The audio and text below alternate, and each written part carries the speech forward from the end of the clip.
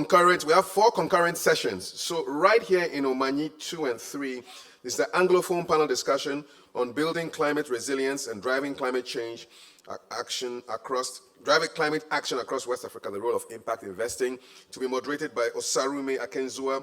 The speakers are Edwin Zukujo, Elizabeth Baini Emisa, Rukayatu Sanusi, Bankole Oloruntuba, and these are our speakers. Bankole is joining us virtually. The rest will be here, and they'll be joined by Osarume for that conversation. So if you hear your names, please come up onto the stage for the Anglophone panel discussion. Now, the Francophone panel discussion will be at Omanyi Foyer, where we had it yesterday for the Francophones. It's on INP's research project, sharing best practices and providing recommendations to maximize the efficiency of catalytic capital in sub-Saharan Africa. The moderator is Yakuba Wedrago, and the speakers are Alexis Thirouan, who is virtual, Anna Samake, who is here, Olivier Ferdel, joining us virtually, and Rekia Fudel Barca of the Barca Fund also joining us virtually. So those will be in the foyer for the Francophone panel, moderated by Yakuba Wedrago, Alexis Thirouan, Anna Samake, Olivier Ferdel, and Rekia Fudel. Now, for Omanyi 1, which I believe is next door, is the International Development Financing and Foundations Impact Fund Showcase by invitation only. It's a facilitated roundtable between international development funders and foundations, catalytic capital providers, and impact funds, and ecosystem building initiatives in West Africa. That's in Omanyi 1. It's invitation only. Another invitation only conversation is at the Lagoon Bar. It's connecting pre-screened entrepreneurs with funders. So Anglophone panel here, Francophone panel in the foyer. We go up until 11:15. Thank you so much. So I hand over to our moderator, who I believe is Usarume. Yes. Is that you? Okay. You can get closer to them. Yeah. I think the rest of you are virtual. Yeah. Ah, good.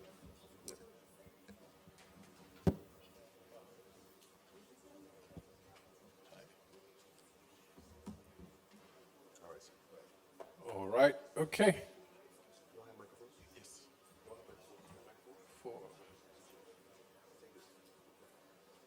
Okay. All right. Good morning, everyone. And we'll be getting into the next conversation.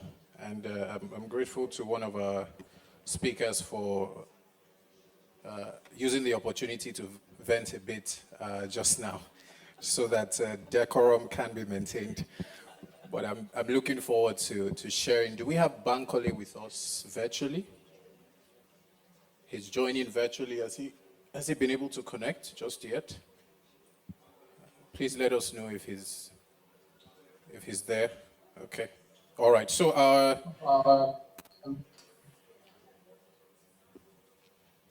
okay. Hello, Bankole. Good to see you. Thank you for joining. The conversation today is around building climate resilience and driving climate action across West Africa, the role of impact investing. I think we've had quite a number of conversations already beginning to border on what we will be discussing today. And I'm happy to have Lizzie, Ruka, Bankole, and Edwin on this panel. So let's go straight into it. I was going to start by reading out numbers, percentages, and all of those things, but I think in the spirit of honest conversations, we'll just start addressing the problems, the challenges, and then let's start speaking solution. What can we start doing practically from the next hour? So I'll start with Edwin. Edwin, thanks for joining. Now, it's been established that there's a massive climate financing gap.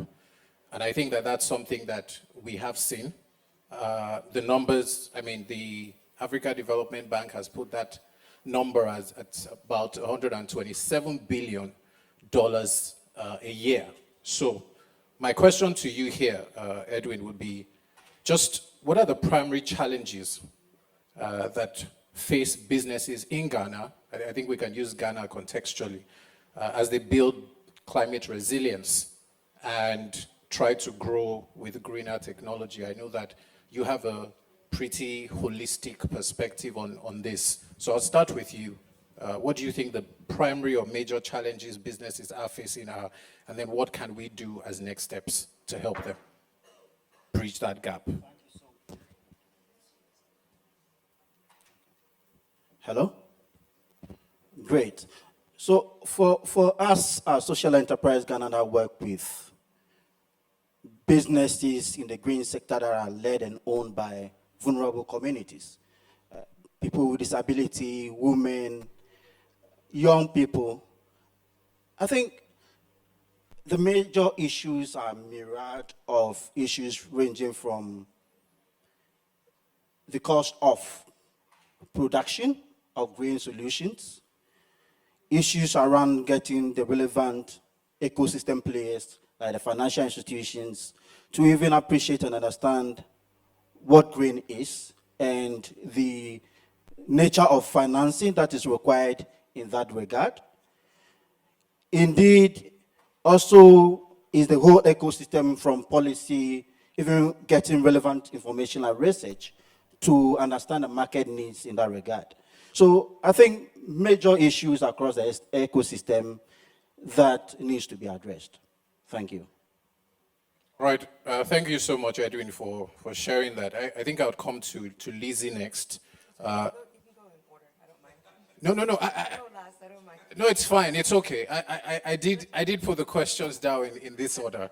But Lizzie, you've also worked extensively with innovators, entrepreneurs across Ghana, not just Ghana, but the continent. It'll be interesting to get your own thoughts around what we can begin to do. I think Edwin just spoke to some of those challenges. It would be nice to get your perspective on other challenges you think may be responsible for this huge, significant climate financing gap we're seeing. And then I'll take you up to say, what is one thing we can start doing on the heel of that? Thank you so much, Osa. Hi, everybody. My name is Lizzie Vainiamisa. I'm a venture partner with E3 Capital, Nairobi. I'm a Ghanaian. Before that, I worked for 15 years across Africa, building power assets, transportation assets, and working in carbon offset as well. I will say that one of the speakers on the last panel actually asked a great question. What is green? I think that's the starting point that we need to start with. For me, I've worked at the nexus of energy and climate for the last 15 years. So for me, it's very clear. It's trying to generate power as the stepping stone for economic development to drive every other sector. And so in that sense, it's clear that as long as I am not generating from hydrocarbons, I'm using renewable energy, that's green. But then what are the extrapolatory, effects on, say, agriculture? And so I think the biggest challenge right now is that Africa hasn't defined for itself what exactly is required for climate resilience, climate mitigation, and climate action. I think on our preparatory call, we were talking about the need for policy and regulation to actually come together with innovation, and that's probably the starting point. So we have all of these very brilliant entrepreneurs who are trying to work on some part of the problem, but they get to an impasse, and as Ruka said in the last session, the funds are not dispersible because they don't tick certain boxes. And so I think the very, very, very starting point for us, outside of energy and carbon only, we need to define what the metrics are and what we're trying to beat, to be able to have entrepreneurs work, I would say saliently, to be able to solve problems. Is it carbon mitigation? Is it methane mitigation in the agriculture sector? Is it greenhouse gas emission? Is it carbon capture? And so I think that the very starting point is that we don't have a clear definition. For those of us who are already doing this work, I think that some of the challenges that we find are incomplete theses. So I'll give an example of one of my portfolio companies, Sun Culture in Kenya. They're a solar power irrigation pump company. And the original investment thesis was, if you can provide year-round irrigation to a farmer, they can increase their income. But the sentence is incomplete, because if you increase yield, you now have to retain yield and then get it to market. Going forward, will have it, are likely to be very risky. So there was this example of fund that I learned from, that InfraCredit had in Nigeria, and I was blown away by by the capturing of the first loss fund, right? Meaning that people can test. It gives opportunity for businesses to test business models, because again, for you to be able to succeed in this new type of business model that is not a digital economy, you have to test, simple likeness and competition of products. So we also have to look at how loaning frameworks also happen. There are so many innovative financing models, investment models that might likely go on. But again, thinking through to know that the matrix of assessment has to really be from a well understood point of how the economy plays. So if you're looking at a cluster development model, for instance, it helps you see that you will always find a typical type of product within the green space, like circular space, for instance, in some certain places, like Panteka in the north, like plastic, dump sites, and all those different things. Now, within those dump sites, culture plays a huge role. Religion sometimes plays a huge role. So there's some stakeholder management activities that need to happen for you as a financing person to sort of get down and solve issues within the pipeline of the value chain. So this kind of funding method also helps you think through the cost of how this funding will look like. And that's why we think that when investors don't want to get too risky, we can also call other types of investors like guarantee funds to also guarantee large-scale sort of cluster development programs. For instance, if for instance in Nigeria we say we want to have 6 zones, 6 special economic zones for recycling, that's a huge financing opportunity right there. But how do we finance this thing? How do we tailor it down to exportation and capture different parts of either plastic, wood, paper, metal recycling, right? And these are tons of jobs. These are tons of CO2 being captured, and that's the room for carbon credit. So there's a very lot of knowledge that needs to go on, that needs to go on in this space. And we think that partners who are interested in the sector need to work with centers sort of like the CICs and other players who have been looking at the different sides of the ecosystem, as well as the economic value chain. Thank you. All right, thank you so much, Bankole, for reeling out those alternatives and those options there. And I believe that all of us in the room and those joining online are following keenly what you've shared. Okay, so I'll move to Ruka and Lizzie now. So I'm going to have you respond to this question. He's talked extensively, Bankole, about what we could start doing. Now, when Sylvia was presenting, it was quite interesting to see that with private sector, the report that PwC published in 2019, you had on one hand 75% of companies having SDGs, the Sustainable Development Goals, in their reporting. And then on the other hand, you had 27% of them actually embedding or mainstreaming SDG into their strategies, right, or sustainability into their strategies.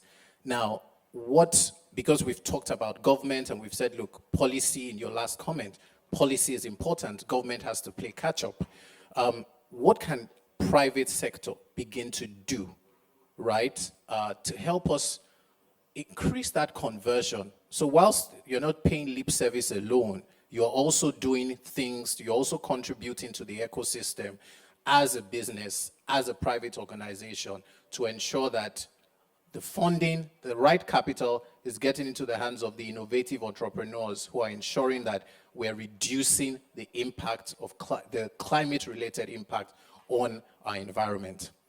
So, Ruka, Lizzie, who wants to go first? Okay, I can Okay. try. There are a number of things that we are doing quite specifically. And many of you may know that the Ghana Climate Innovation Center is an institute of Ashesi University, one of the leading private universities in Ghana, under the sterling leadership of Patrick Awuah. And you will also know that Ashesi has a significant endowment fund, right, to do a number of things over the next 10 years, right? And part of that is, climate change is also part of that. I think I'm allowed to say, actually maybe I shouldn't say what is significant. I'm talking about hundreds of millions. Now, what we are doing is actually, because we actually want to create impact, and whether impact investors, private sector, whoever is not giving money, we are sitting down, looking at what GCIC has been doing for the last, since 2016, looking at what Ashesi Entrepreneurial Center has been doing since they started, looking at the kind of impact that we want to create.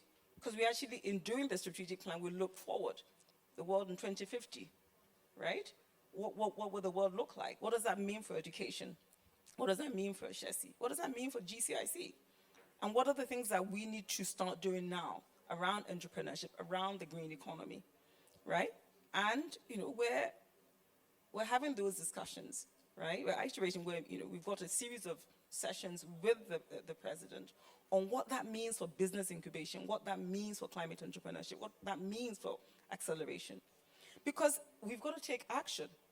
If we've invested in a whole, almost 2 years during the 10-year strategic plan, building this endowment fund to make impact, we're committed to making impact, right? And I think that's what we need to recognize. If entrepreneurs of certain institutions see that policy is too slow or funding is too, climate financing is just not being disbursed, they take it upon themselves to actually take action,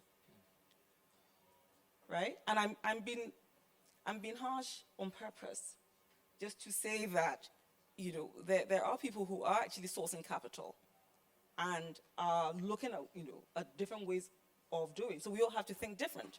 At another level, another thing that we're thinking about again in the next 5 years, okay, should we just concentrate on funding a handful of entrepreneurs in key sectors where we know that maybe Ghana is emitting the most? It's mostly energy, agricultural, forestry, other uses of land, waste, and industrial manufacturing is actually the lowest contributor.